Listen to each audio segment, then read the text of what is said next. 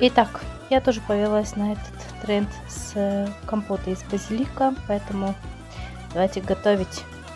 Так, я нарвала базилик и закинула в кипящую воду. Здесь у меня зажарка на плов, и параллельно рядышком стоит варится этот чудо-компот. Кто-то называет его компотом, кто-то лимонадом. Здесь я добавила лимон целый для цвета. Кстати, цвет так прикольно меняется вообще. Я была в шоке. За кадром я добавила немножко сахара, ну как немножко, множко. Довольно множко добавила.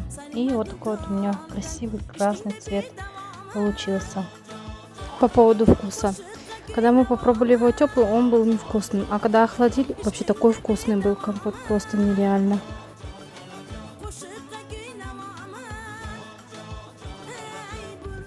По вкусу 50 на 50 на любителя. Но кому-то может быть понравится.